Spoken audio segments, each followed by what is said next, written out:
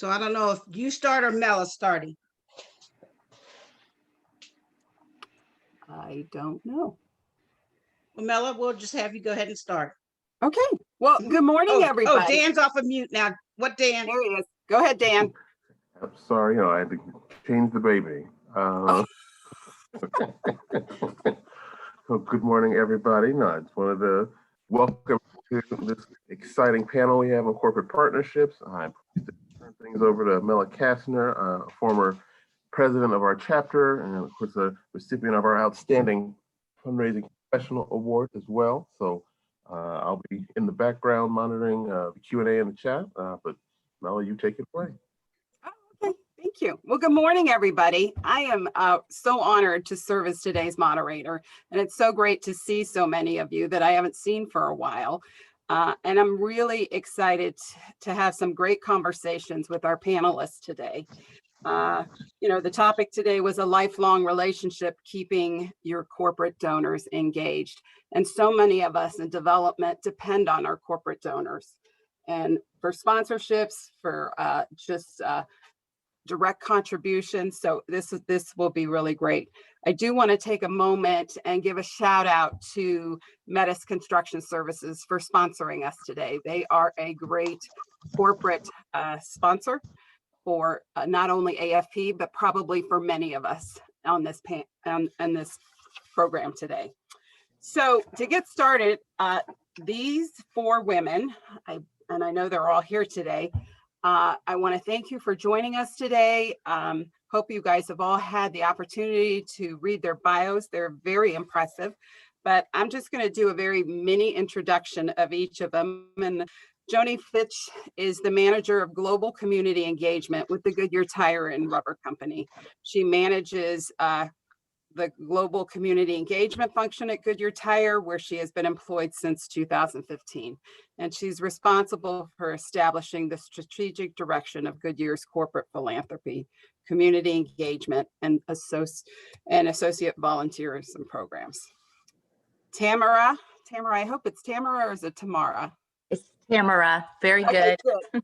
Tamara Fynan, she's the Executive Director of Philanthropy and Community Engagement with the JM Smucker Company. She is responsible for executing Smucker Company's philanthropic mission of contributing to the well-being of communities where they have offices and manufacturing facilities. Michelle Primm is the Managing Partner with the Cascade Auto Group in Cuyahoga Falls. She started in the automotive business at the age of 12 in her family's dealership, helping with filling in the service department, and has held other positions from cashier to general manager to becoming the managing partner in 2003. Lorna Wisham is Vice President, Corporate Affairs and Community Involvement, and President of the FirstEnergy Foundation. She's responsible for charitable giving, employee volunteerism, and executive nonprofit board placements. She also serves as the president of the FirstEnergy Foundation. So welcome to each of you. Thank you for taking the time out of your very busy schedules to be with us this morning. I know everybody's excited to get started and hear some of the things you have to share with us today. I thought maybe we could, before we get into some of the deep questions, maybe if each of you wanted to touch lightly on your corporate giving guidelines, and then we can get into some of the different priorities you have and how the pandemic has impacted. So who would like to start first? Joni, would you like to start first? Sure. So, I think from a Goodyear perspective, our focus, Mella and team are really in what we call safe, smart, and sustainable. So we focus first on safe mobility. So it ties directly into what we're trying to do as a company. That safe pillar does look a little different in other countries, but here more locally, we focus in injury prevention and some of those areas of focus to keep our community safe as they make their way around our communities. The SMART pillar is our education pillar. We focus highly on STEM education, and we want to build a pipeline of talent in our community. So we want to inspire students to reach their potential and prepare for those careers. And then the sustainability pillar is really more of our environmental sustainability today. It's sort of evolving a little bit into some other areas of sustainability. But today we focus more in the environmental space. All of our pillars are a little bit global, and I would say all of our guidelines for the work that we do is global. So it's a global strategy with local implementation. So it's going to look a little different in different areas across our footprint, just to make sure that we're truly meeting the needs within those specific communities. Okay, thank you. Tamara? All right, good morning. Our philanthropy is inspired by our purpose. So we really are mindfully trying to hook it to the company purpose, which is feeding connections that help us thrive. Life tastes better together. And how that shows up in philanthropy is, where is there a lack of connection to resources or support that you need to thrive? So that shows up in 3 pillars: thriving families and kids. So what's lacking where we could help around food, shelter, education's a big one. We're really into early literacy, where we help support the I Promise school. Like, where is there a lack of access and to kids and or teachers or schools where we could show up to help ensure that they're thriving, they're set up for success.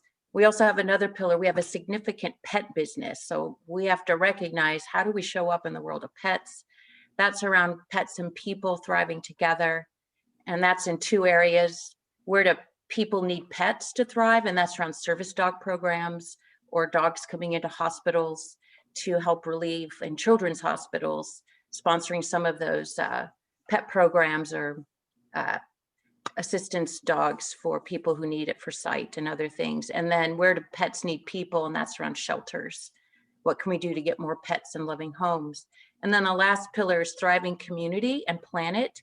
And that's where our sustainable environmental shows up there, as well as our social justice organizations, thinking about community, as well as things like disaster relief in times of need.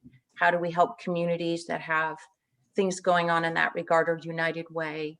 The Conservancy shows up here around access to public parks and things to help make a thriving community. Wonderful, wonderful. Michelle? Morning. My company is a lot different than the other 3 panelists. We're a lot smaller, and we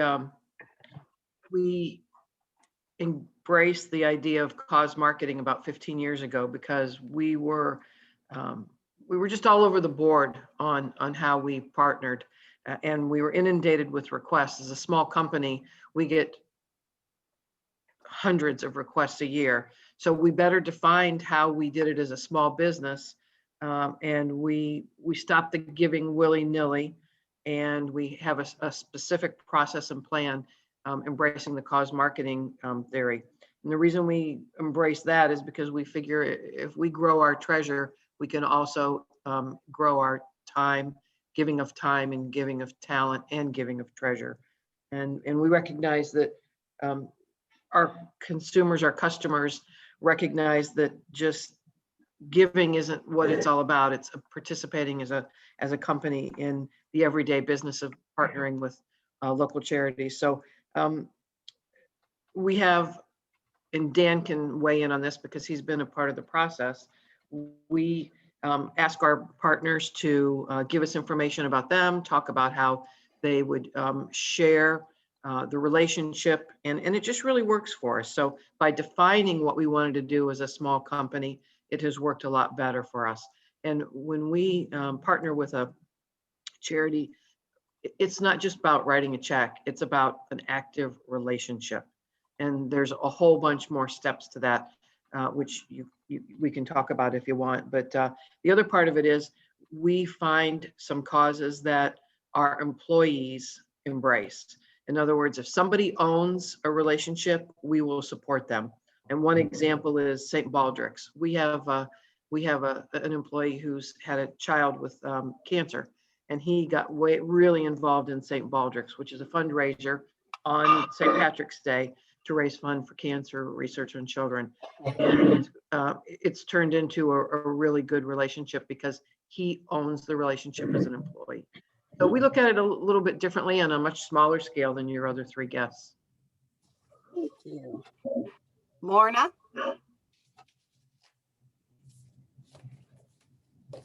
Good morning. Good morning. Good morning. First of all, thank you for the invitation to participate on the panel this morning. It's kind of nice to see some friendly and familiar faces. And right smack in the middle of my screen is Doreen Thorne. And so just wanted to say hello. I think we have crossed paths a couple times. But to answer the question, FirstEnergy and the FirstEnergy Foundation have long believed that the greater good is better business. And it has shown up in the work that we have done over the last, I guess, 20 plus years of the foundation's existence, but even really long before that, with through the regional operating companies that came together in the late 90s to form FirstEnergy. And our focus in the last year, since I've been in this role, well, I guess it's now 2 years. I don't quite count COVID as an exact year. But the last 2 years, we have really taken a hard look at our vision statement, or just vision period, really, and establishing a vision statement officially, and taking a hard look at our priorities to see if the foundation's investments are in the right places. And but a lot of the decisions that we make are often driven not just by the long-term partnerships that we have, but where, as Michelle just described in her example, our employee interest lies. And these community relationships, community partnerships have grown over the years, primarily because of the time and commitment and the passion that our employees have had with a number of major organizations like the American Heart Association, Red Cross, et cetera.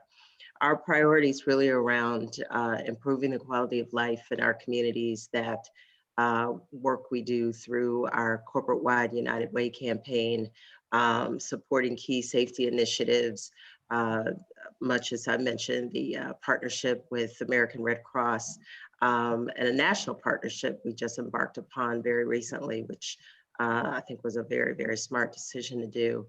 And then we're also focused on advancing our workforce and other education initiatives. We're a utility company, very focused on STEM. And until COVID last year, had a pretty aggressive STEM grant program that we offered yearly. And I'll talk a little bit about how COVID impacted a lot of our programs later. And then also, as I mentioned, we do support employee leadership and volunteer interests that largely align now with our business interest. And lastly, we invest a lot in local and regional economic development. And we'll do that in partnership with our economic development group out of the foundation. That may look like capital campaign grants for expansion of facilities that are serving a particular interest that falls in line with our priorities.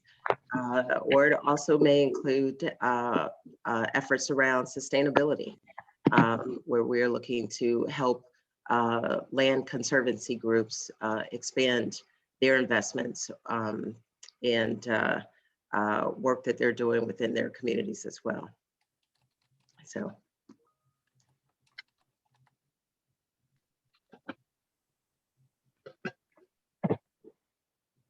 Mella, I think you're on mute.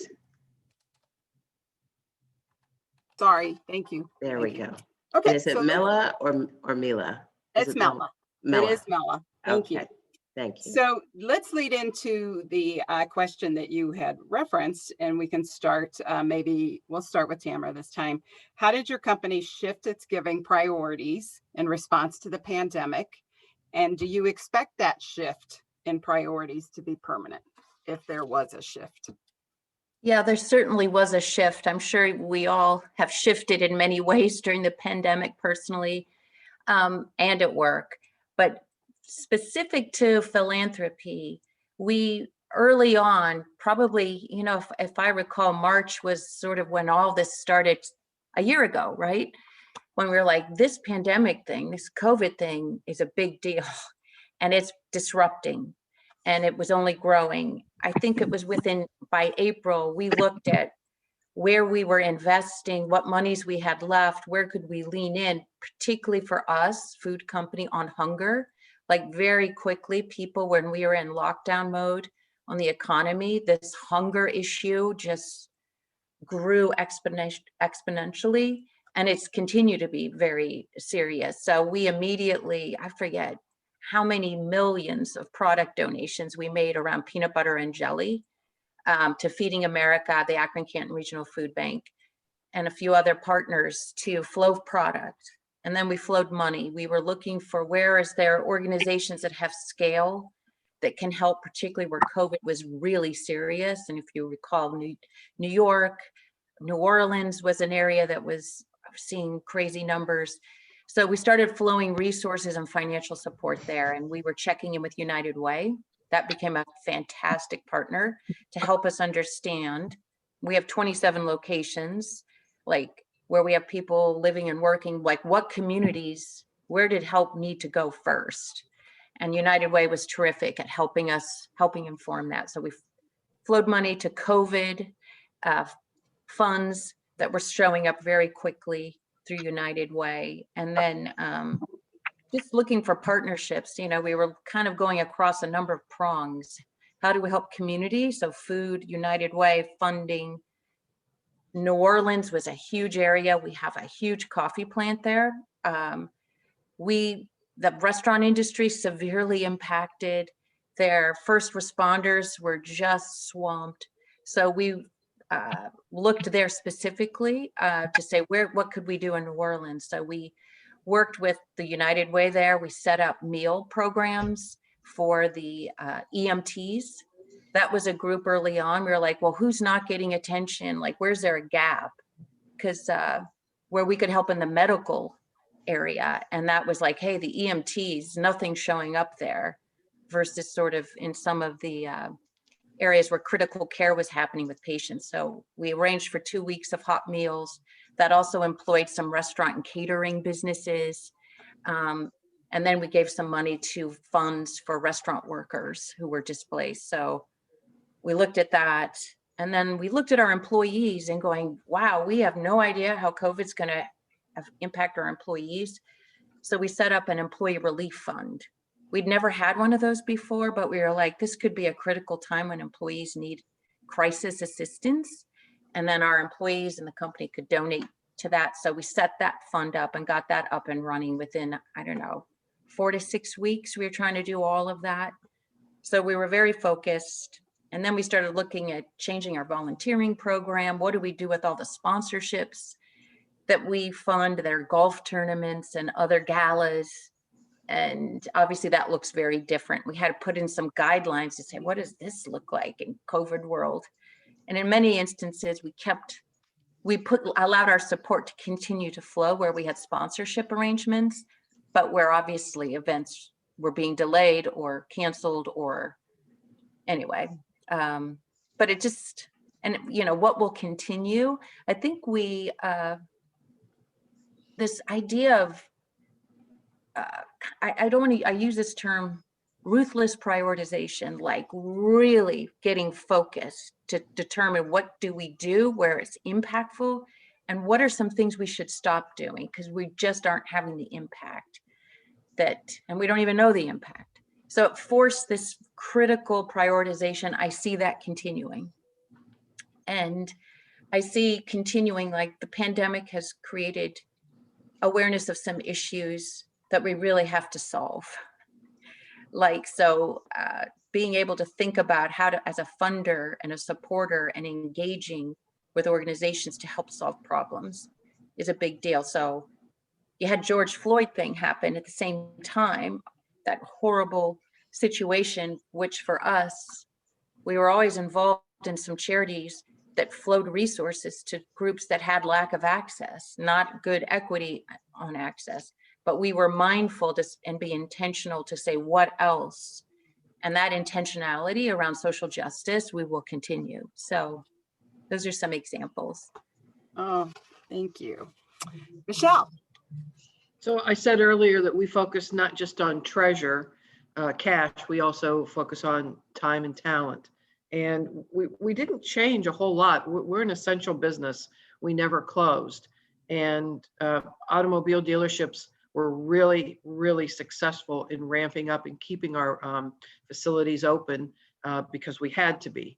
And to this day, I feel that more businesses could stay open as long as everybody, it's all hands on deck with practicing all social distancing and cleaning. It can be done. So with that said, one of the first things that happened was, like Tamara said, we went with ruthless focus about our relationships. There were some events canceled, and there were a couple of relationships that pretty much ended because they stopped functioning. But we got a call from the Red Cross, and their location in Hudson, Ohio, shut down.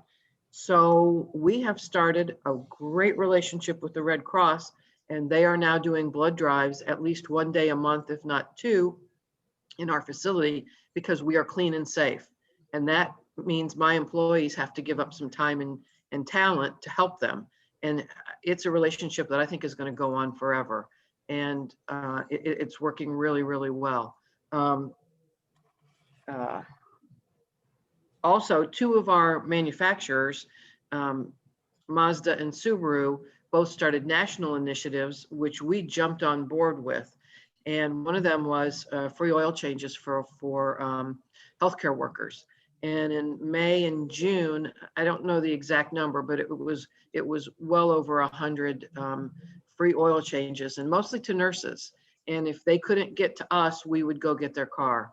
And one of the things we also did for first responders or healthcare workers was disinfect their car for them, because we already had everything in place to do it for our own cars and our customers. So not a big deal to just extend that to any first responder or nurse. So free oil changes. And actually that's starting up again. We're going to do another round of that. And then Subaru started a national program to give free meals. And I don't know the exact number. I haven't looked at the stats in a little bit, but Subaru gave over 1 million meals, and it was using the food bank network. And if there's somebody from the food bank on the call, maybe they can give more specifics about what they received. And that was an initiative through Subaru. So that's how we've changed. Oh, wonderful. Thank you. Lorna, I'm going to call on you next. Thank you. Extraordinary times really require extraordinary responses. And I really appreciate this conversation because we haven't had a chance to really hear from other funders just to see how they've been responding. So for us, the foundation, of course, as Tamara mentioned, this took place in March, and for FirstEnergy, that's during the Harvest for Hunger Month, our corporate-wide campaign that usually raises about maybe $500,000 for food banks around or across our 5 states, and very much employee-driven, very much a lot of interactive activities. All of which came to a screeching halt around maybe March 6th or 7th or so. And then it was, without really realizing that we would eventually be working from home, the shift to figure out how to pivot, which became the big word, pivot to a virtual fundraiser. And in the end, we were able to raise maybe about $250,000, so not quite what we typically will raise by employees. But again, they were absolutely driven by the great concern that we were beginning to see across our country with respect to food insecurity. And by the end of March, beginning of April, we decided to make an infusion of $2 million into our communities across our 5 states. And that included an additional $500,000 to our food banks. And we accelerated our payments to the United Way. When we hold our United Way campaign, the FirstEnergy Foundation actually matches dollar for dollar what our employees raised. And the campaign that we were in the middle of at that point, or at least beginning to make the payments on, was about $1.5 million. And those funds are typically paid out throughout the course of the year. And we decided to accelerate them to get them in the hands of our United Way chapters so that they could begin to do the work that they needed to do. And then by the time, April, we're in the middle of April, and now many events that we had obviously sponsored were beginning to cancel or postpone with the hope that maybe we'd be through this over the summer and looking for moving events to the fall. We quickly saw that was not going to be the case. And we offered the opportunity and allowed some flexibility in the giving. So where there were sponsorships that had already been awarded for various events, we allowed those organizations to utilize those dollars for operating needs if they requested them. There were some dollars or sponsorships that we were planning to, that were certainly budgeted, and we're looking to provide support for organizations. We also allowed those dollars a little more flexibility and said if the organizations need them for any kind of operating support, let's talk about it. But in most cases, we did lend the flexibility in doing so. And I think overall that made a huge difference, that flexibility in the spend for a number of our nonprofit partners. And for us, it was the beginning of kind of a transition of trying to figure out what to do next. And, shortly after April came May with the death of George Floyd, and then in June with the civil uprising. And we then shifted to what we called our mission-focused spending around COVID, and launched our Investing with Purpose program. And that was, still is, because we're actually still in the middle of it, a $7 million commitment to organizations that were addressing COVID issues in social justice, diversity, equity, and inclusion issues as well. That's great. Thank you. Joni? Yeah, so like the others on the panelist, we were on quite a journey this past year. I think Tamara and I talked early, it feels like years ago, but we talked through kind of where we were at early on and to compare where we might be going. But, Goodyear had to focus, health and well-being first for our associates. And I don't know if this is an advantage or disadvantage, but the fact that we were watching COVID happen across our regions before it got to us here in Ohio or in the US. So, we did have some work already happening with our essential workers, as well as like the China Youth Development Fund. We've got a Europe program to keep essential workers moving. We've got a program in India that was feeding some that were out of work. So we kind of, that program sort of evolved as it got closer to us. So like Lorna, we were in the middle of our Harvest for Hunger campaign. So our first call was really, we wanted to support our partners. And so, food bank was number one, right in the middle of our campaign. What does this look like? So we did a match for the community to really kickstart what was exciting to watch, which was really other people coming to the table for a match. So our match sort of kicked that off for the food bank, which was, in our minds, we were trying to offset what was not going to happen because of everything was sort of halted during their Harvest for Hunger campaign. I don't think any of us expected, I don't think any of us could have predicted what that need within the food bank and the food insecurity and in our community specifically was going to get to. But that was our initial thinking. But really beyond that, we were sort of in this phase where we were trying to balance, working with our current partners, what's going on, keeping up to date with them. These are organizations that we have an existing relationship with, existing programs. We were also allowing for funds to be adjusted to general operating.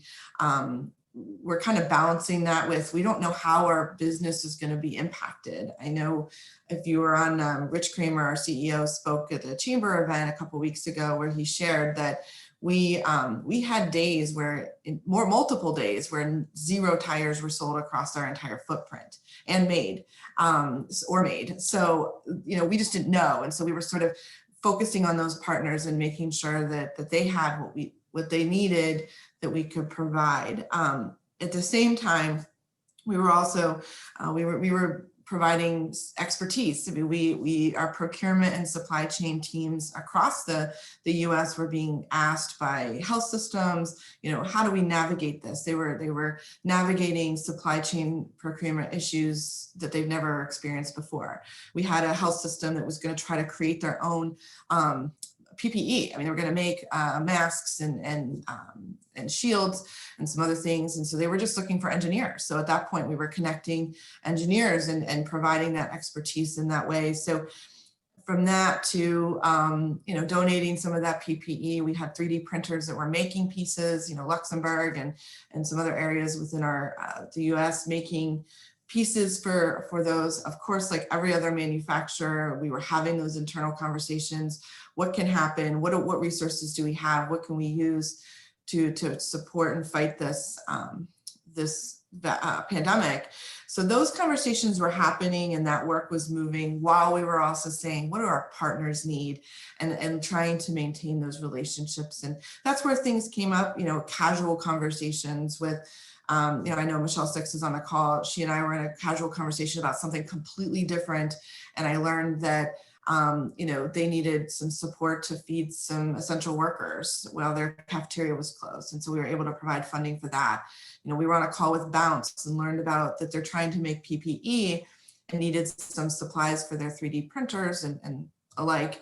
Our 3D printers are a little different. So it's a lot more expensive. They're huge room size ones. So we were like, well, let's provide funding and let them keep doing what they're doing, which they can do faster and easier and less expensive. So things were happening kind of at the same time, and then, another piece of what we were doing as we looked at those resources was our blimp camp. So hopefully you all saw that. It's something that happened right away. It was an idea from someone on that team to say, how do we leverage social media and the blimp to provide some utility, some positivity. And so we had a whole series of activities for students and adults. I mean, I enjoyed some of the activities. Some of them were even a little above me in the STEM, science isn't my game, but really enjoyed that. And that went on for several weeks, actually several months, which then led into us being able to utilize the blimps. As soon as we had permission to be in the air, there were some restrictions around that. So we did what we called sky high thank yous, but we took these routes across different, Florida, California, and Ohio, where our 3 blimps are located, with just positive messaging for essential workers. We really just spread that, focus on that positivity and what that looked like. So that's just kind of a little bit of the journey that we went on over the past year. As far as that general operating and those partners and allowing that shift, we do hope to get back to programs. We think our partners do too, but we're on that journey with them. So, if it's another year of general operating and willing to have those conversations and really meet them where they are in order to, get them back to the programs that they hope to deliver that we were supporting. Wonderful, thank you. I think our next question is, do you expect your company's giving to increase, remain flat, or decrease in this next year? So let's go with Michelle.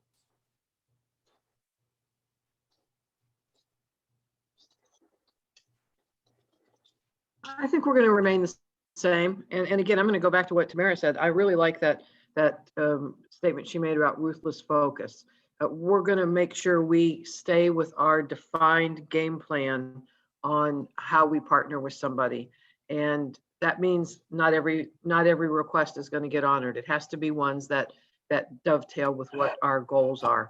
So we're going to stay focused on our game plan. And I think that's the organizations that didn't panic, like you've heard from the other three panelists, and they found ways to pivot and found ways to work with their partners. So I don't think we're going to change. And I'm going to go back to the Red Cross. We are so excited about being a place where people can come and give blood, and how that isn't just, it might be a one-day event, but it has ramifications, it ripples throughout the world. And we've also started with employees.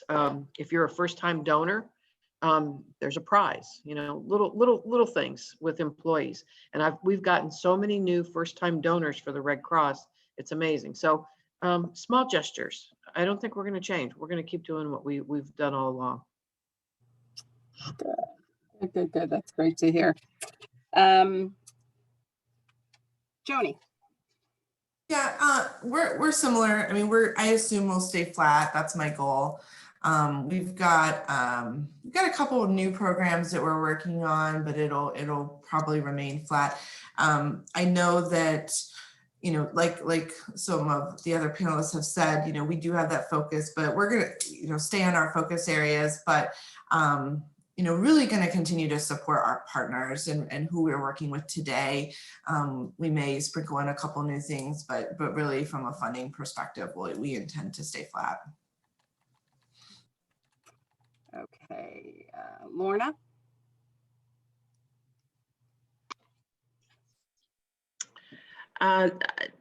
Relatively the same. We, not unlike anyone else really on this call, took a very significant hit about a year ago in the stock market. And the budget that we came into with 2020 was reduced by 10% in May. And we had to revisit some of the organizations that we internally were committed to supporting, and make some hard calls just based on the fact that we weren't quite sure how the market was going to change. You know, were we going to see this a sustained crash continue? You know, I think in its lowest, we were about 16% off by the end of March, beginning of April, than where we were at the beginning of the year. And you have to account for those dollars and that potential spend. So our reduced budget was carried out through the rest of the year. And in planning for the 21 budget, also still not quite knowing where the world was going to be with respect to COVID, and potentially a challenging political year. We do know sometimes that politics does affect the market as well. We had to take a lot of those considerations, or take a lot of those issues and concerns under consideration, and then decided to keep the budget remaining flat. But in addition to that, I keep mentioning the Investing with Purpose dollars, which were over and above the 2020 budget and now 2021 budget, the additional $7 million. And we're really working to leverage those dollars to reach organizations that we may not typically, that may be new partners. So much like what Joni was saying, that we'll continue to work with the partners, I presume existing partners.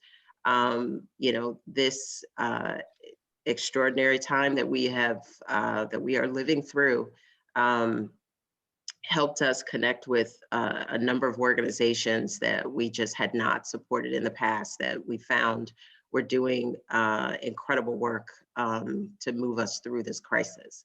And so we are beginning to build those relationships and have designated additional dollars above the existing budget to help support them. Great. Tamara? Yeah, similar to our other panelists, we'll be flat, but I do have a little qualifier for that. We recently, and some of you may have read some of the headlines around, we've done a little bit of a reorg and restructure. It had been one we needed to do prior to COVID, but given the timing of everything, it's happening now. And given that we've sold off some brands and things like that, divested things, we needed to shrink the organization. That shrunk our sales base a bit. As a percent, we typically look at giving dollars as a percent of our earnings. I would say we're up, given that we're holding our budget flat to last year when we had higher sales before divestitures. So we remain committed to our philanthropy, and knowing the needs are only bigger than they've ever been. We felt good about maintaining that budget flat to last year, even though the company's base is slightly less. So long way around to say we're holding flat, but remaining extremely committed. Okay, that's great. Okay, is your company currently open to new nonprofit partners? And if so, how would you recommend that an organization engage with you and your colleagues? Michelle?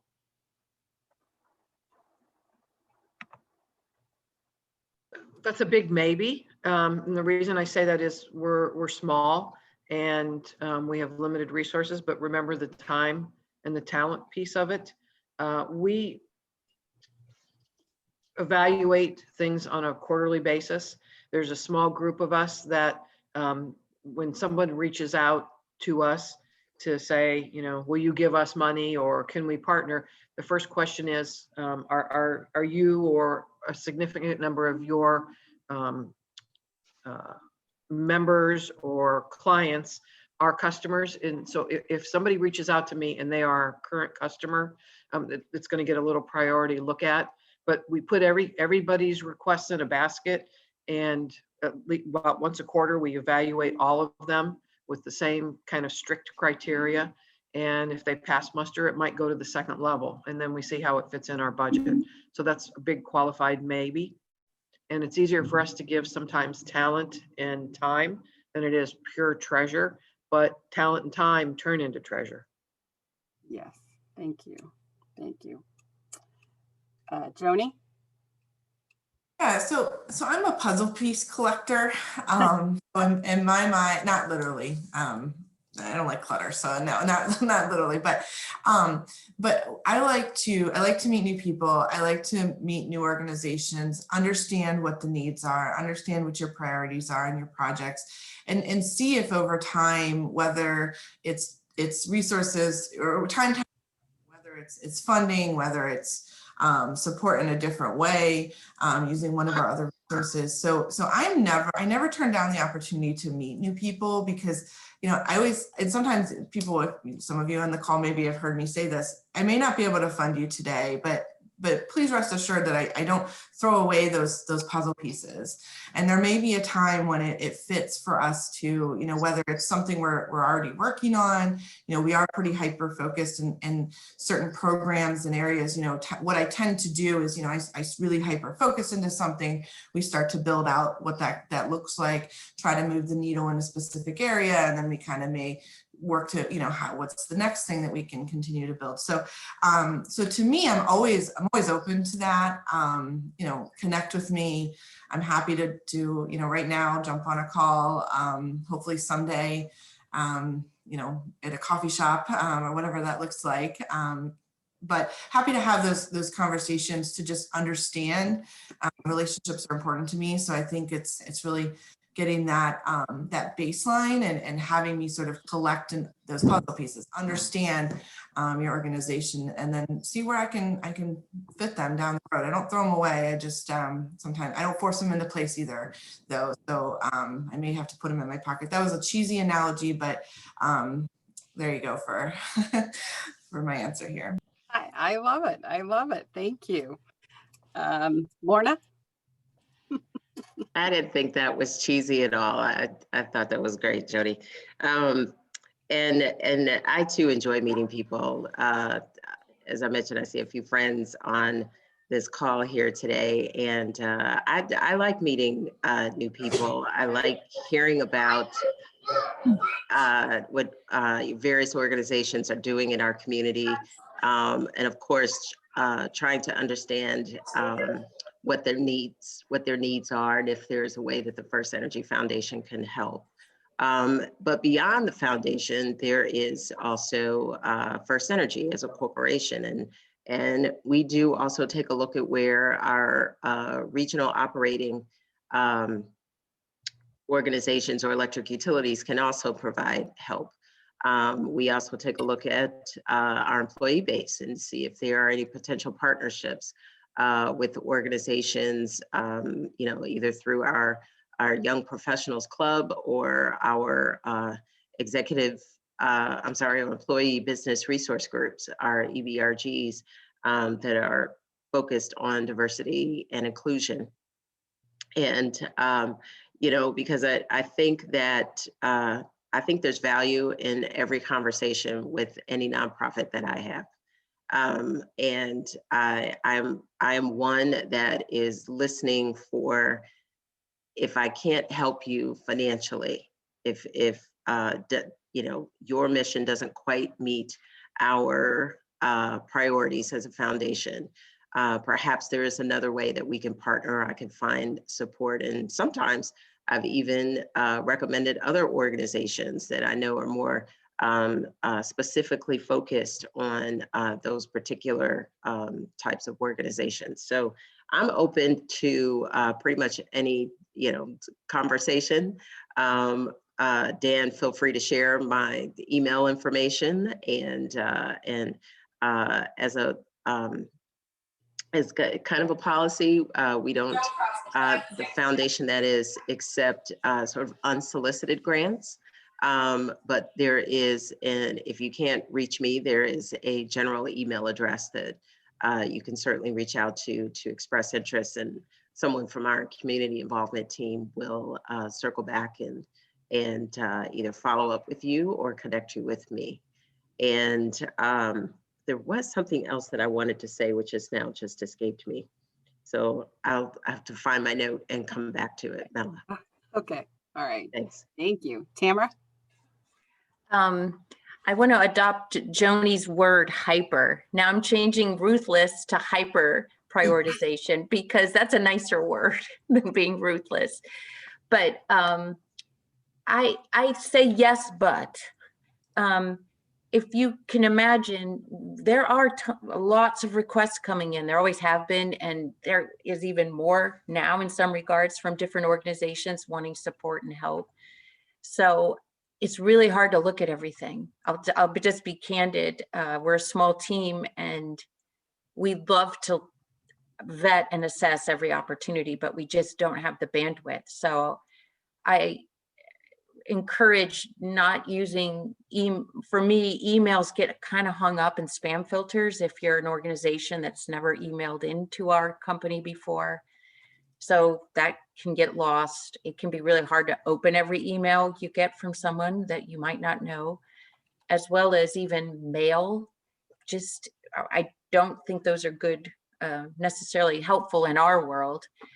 We do have a platform that we use. It's on our corporate website. If you're asking for support and might be a new partner, it's an online system and tool, and we do look at what shows up in that kind of format and review, and that will highlight partners, and it allows you as an organization that maybe we didn't work with to explain how you think you fit we share on that in that form, kind of a brief overview of where we're focused with giving, and it allows you to kind of explain your fit with that. And it's a pretty easy form. So I would suggest if you want to reach out, that could be a good way. As well as through this group on the call, absolutely, you can reach out to my email. But in general, that platform's really helpful for us. And again, that's at our Smucker corporate giving, our Smucker corporate website, and you can drill in to find where our community stuff shows up to find that form. And yeah, we want to discover new organizations. I always say there's some groups where $1,000 feels like $1 million. And like, we don't want to lose sight of that. But my question, our team will always be saying, what's the impact it can have? You know, what's it going towards? Does this organization, is it small and mighty? Is it driving impact? So we want to hear about that right out of the gate. And is it an organization that's got its feet under it? You know, it also gets really hard because at times there feels like there's a lot of duplication, or it seems like that around organizations flowing to where there's needs. And so sometimes we'll be like, geez, we'd love to give peanut butter and jelly as an example to every weekend backpack program. Every time we get a request for that, we want to give.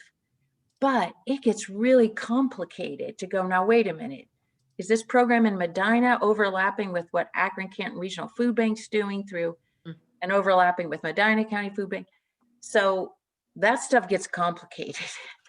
And so that's another lens we kind of look at when unfortunately we might say no, is because it feels like there could be overlap, and where do we focus where we can have scale and drive impact in a bigger way. So it's hard to say no. You want to say yes, but unfortunately, due to hyper prioritization and this idea of what's the impact going to be, those are some important lenses we use. So, Mella, can I add a couple comments on that? Yes, absolutely, Michelle. So she's dead on when she says small impact. And it just popped in my mind. There's two things we do that I forgot to tell you about earlier. An organization that is dead on to their core mission is Rock and Recovery, which is part of 91.3 The Summit, WAPS radio through the Akron Public Schools. And we ramped up our support of 91.3, and we ramped up our support of Rock and Recovery, because what we recognized was it wasn't just about recovery from drug and alcohol abuse. It was about people that are hurting right now today in the community emotionally.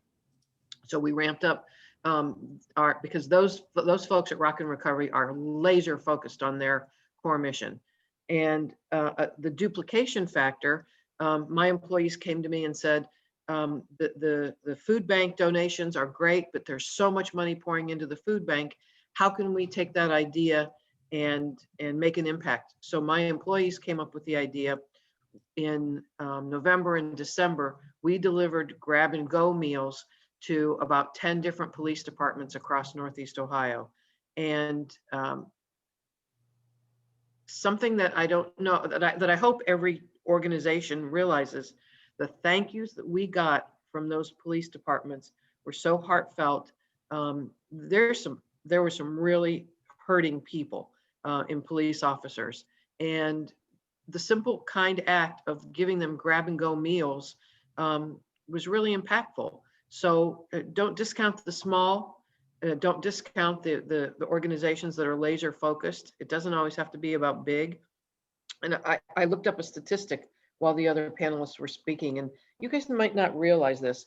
There's 825 new car dealers in the state of Ohio, and collectively in 2019, and that's the last year I have exact figures for, in 2019, those 825 dealerships donated about $19.9 million. And most of that goes to local charities. So the average car dealership in Ohio donates about $24,000 a year. So it's not as big as what some of the other corporations on this call do, but it's impactful. It is absolutely. Thank you. Thank you. Before I turn this over to Dan, because there's some great questions coming up in the chat room, and in case it doesn't come back to me, I just wanted to thank you all today. Thank you to those of you who joined us to listen to our great panelists. And I love Ruthless or Hyper Focus. I love Lorna saying extraordinary times require extraordinary treasures. Crisis assistance has been so impactful, and as well as the small impact, because every dollar, whether it's financial, time, treasure, talent, is so appreciated by us as nonprofits. So I'm going to give you my thanks for your impactful giving in our communities and the communities that you serve. So Dan, I'm going to turn it over to you. Oh, well, thank you, Mella, for being a very masterful moderator, getting through all of our questions and getting some really great answers out of our panelists. So I see, I think there are 2 questions I've seen right now in the chat that we haven't covered. First from Karen at Akron Community Foundation. Because of the events of the last year, most companies have a renewed commitment to diversity, equity, and inclusion, and are being intentional in their company policies and training. How do you see your company policies impacting your work as philanthropic thought leaders for your companies? So I will start with Lorna Wisham.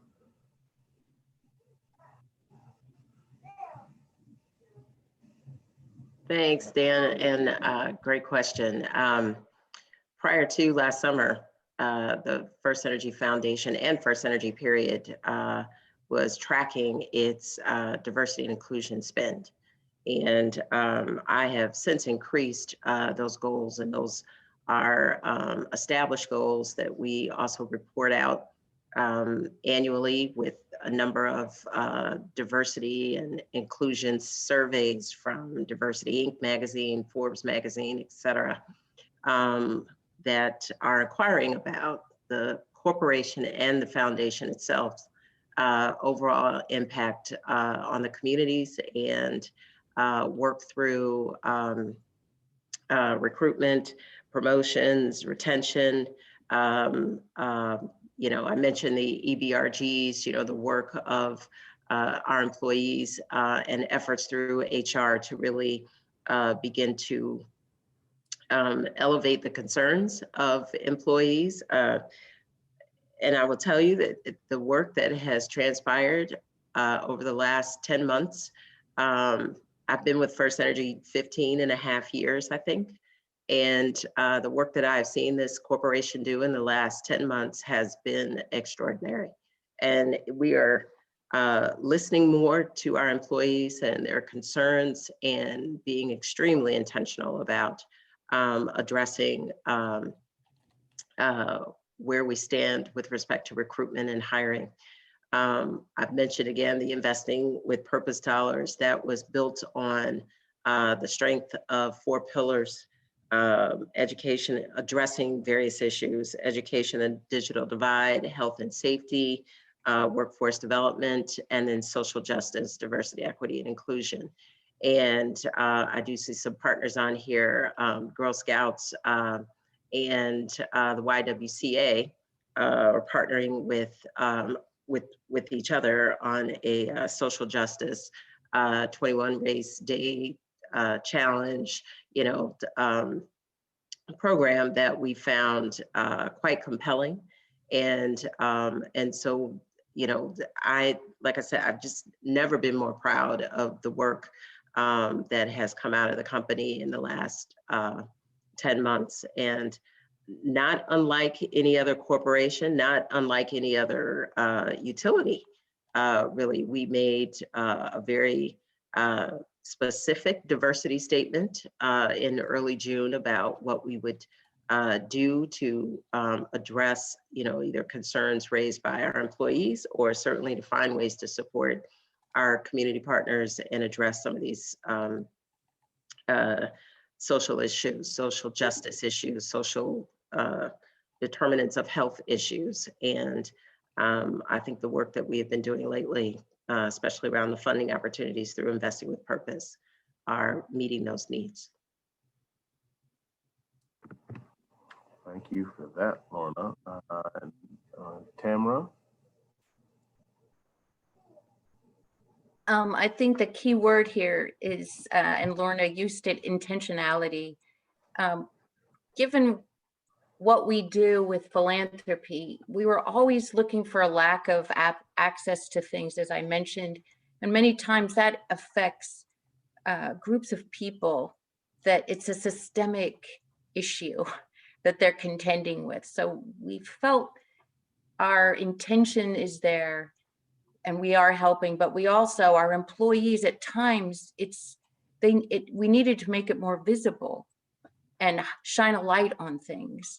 And even in our HR group, there's a lot of good work was already doing around what are we doing within our walls to ensure we have a diverse employee group, and that people feel included and feel like they have equal access and consideration to their ability to have input and growth and within the company.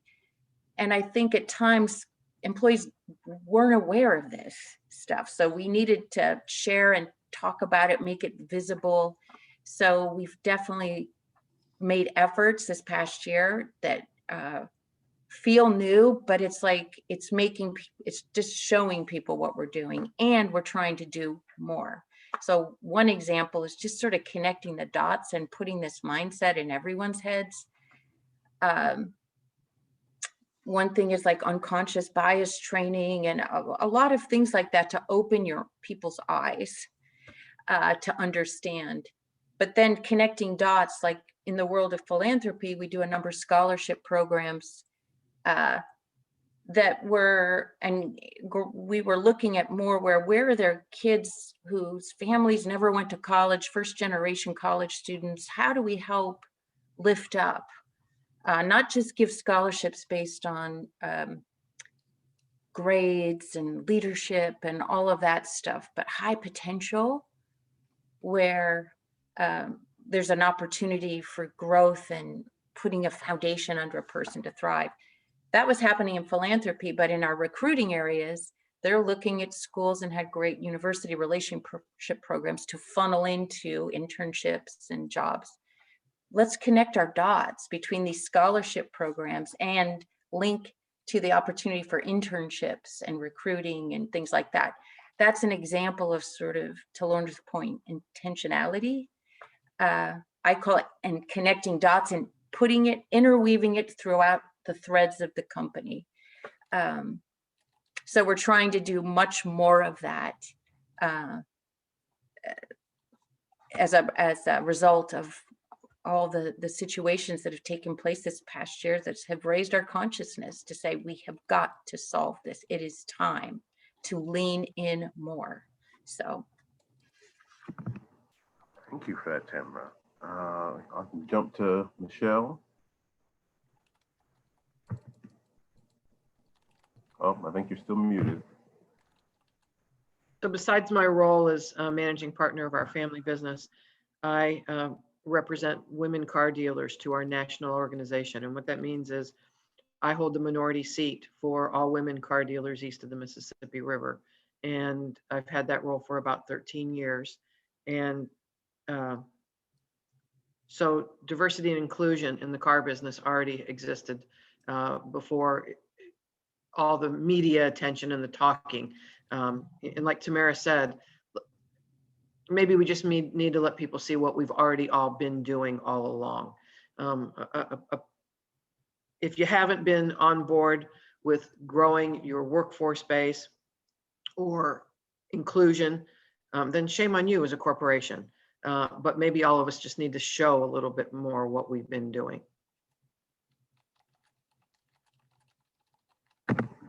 For that, Michelle, and then Joni. So we had we have 7 ERGs at Goodyear, employee resource groups, similar to what Lorna talked about, and many chapters across our footprint. And, you know, my role with them over the last several years has really been to really kind of have it, to be at an intersection with them. So each one of them has a focus on a community as a pillar. So that was kind of step one, is some of them had that, some didn't. So we sort of adjusted that to really be a pillar of their organizations internally. And then also helping, you know, I do fund in step with them and the D&I office. So that conversation with our D&I team around where we need to show up in our community, what we need to be, the conversations we need to be in, where we need to be focusing, investing when it comes to this space. And that was happening, but I think, you know, what we've really done is pulled more people into the table and into the conversation. You know, the other piece of this is, you know, as George Floyd's murder and the tweet that I'm sure you're all aware of with that Goodyear was dealing with in the summer, that is those conversations sort of brought to Tamara and Michelle's point.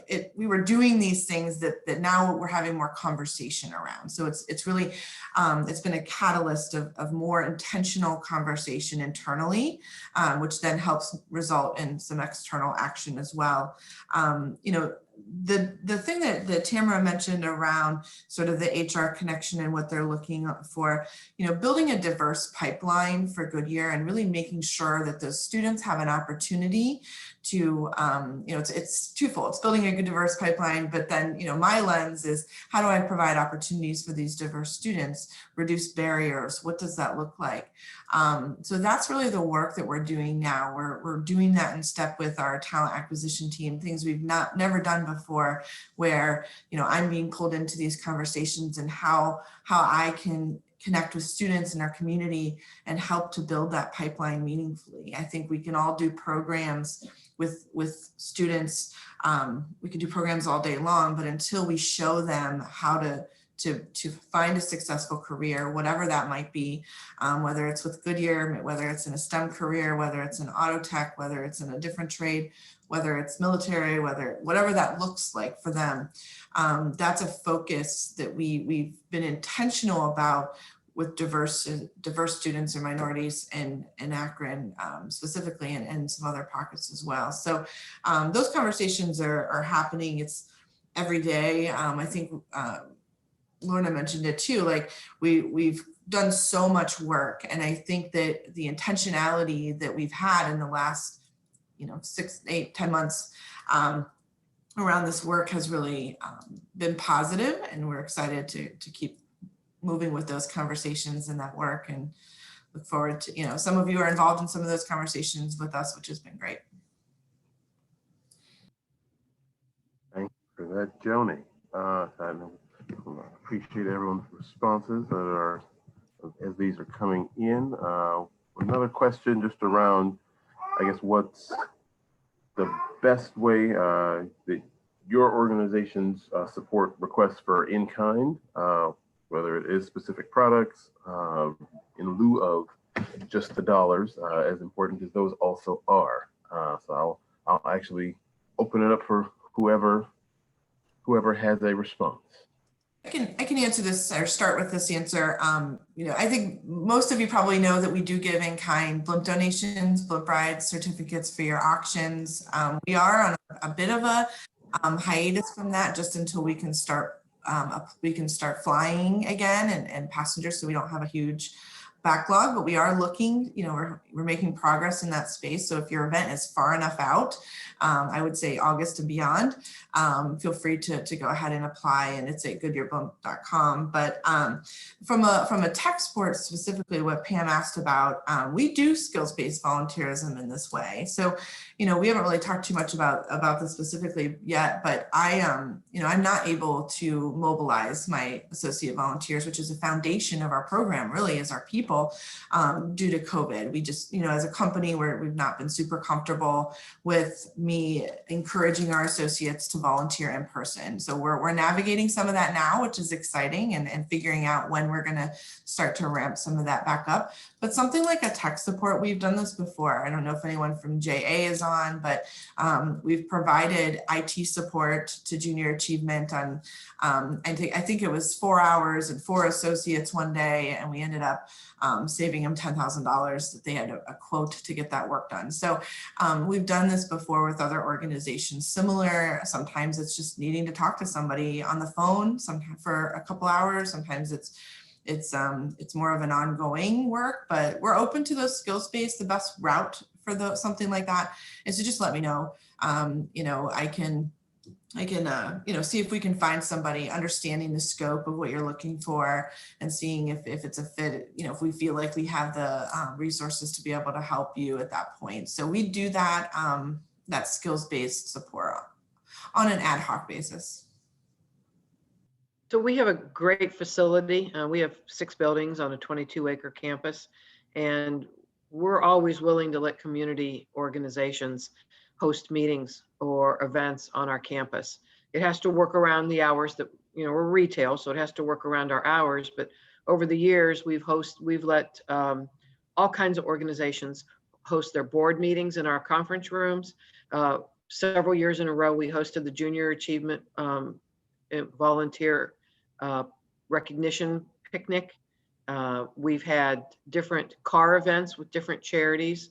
So we're always open to sharing our space and make it a community spot.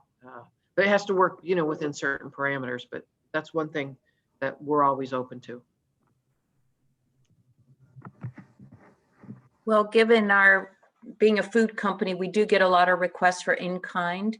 I would recommend, and I made a note for all of you, where to go. Go to our corporate website, which is jmsmucker.com. jmsmucker.com.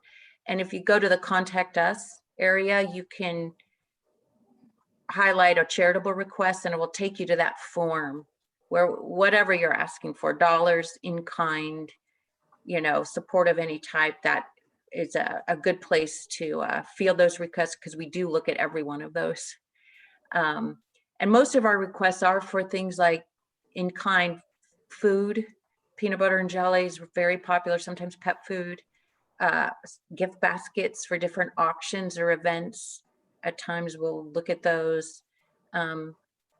Increasingly, we've done a nice job. Our IT group has done laptops. You know, we go through laptops and replace people's laptops every 3 years.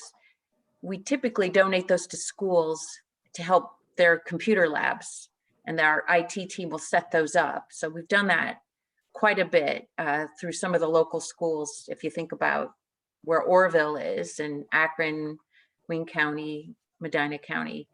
But increasingly, I found with some nonprofit partners where they're just the technology, you know, you guys don't always have access to the latest, greatest, and just more up-to-date laptops would be very beneficial. So found a few organizations we've been able to donate some of those laptops to, that makes a big difference for how their office runs. So that would be my suggestion. Thank you for that. I see we are up. Hey, Lorna, Dan, hey, Dan, can I add one thing? I have a room full of desktop computers that somebody can have. They're not the latest and the greatest. They've been wiped clean. They're usable. We just had to upgrade our technology for a couple reasons. So if somebody wants to reach out to me, I've got a room full of desktop computers somebody can have. Oh, okay. I hope I'm sure all the members were listening. I have a feeling either something will come in on the chat, or you will soon be getting an email or phone call. So don't worry about that. But I know Lorna wanted to jump in too. Yeah, just real quick. So prior to COVID, we were running our what we call our Second Life program. So these in-kind contributions were any and everything from, you know, technical or technology, you know, and equipment to furniture, to land, real estate, to lots of, it kind of covers the gamut, but it's mostly around like the laptops and computers that Tamara and Michelle have just mentioned. But it's interesting that I just made a note of this, that until now, I really didn't think about the use of employees as in-kind support as well. So I appreciate this conversation, because I think their time and investing to support organizations, we typically just sort of consider that as employee engagement, but it can be very targeted. And so if there are needs, again, feel free to reach out to me and would love to discuss your interest any further. I think it was Pam or not. Yeah, I think it was Pam that asked the question. So let me know what you're thinking. Well, thank you all for that. I know since we're just at time, so we want to be mindful. I know everyone has other things to do, more on the fundraiser side. I'm sure we all have to earn our keep for the day, if nothing else. So we're very grateful to all of you.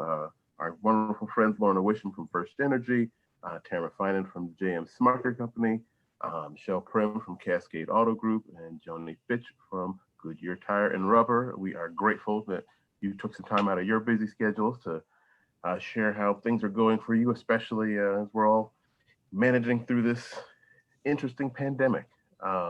Certainly hope to see you all in person sooner than later, out and about as things open up. Thank you again to our members for joining us. We're so glad you were able to join us this morning. And with that, enjoy the rest of your day.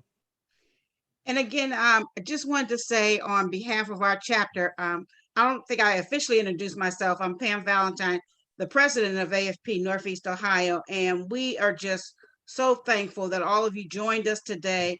And we've had people as far away as Youngstown on the call today. So thank you everyone for joining us, and have a good day. Bye, everybody.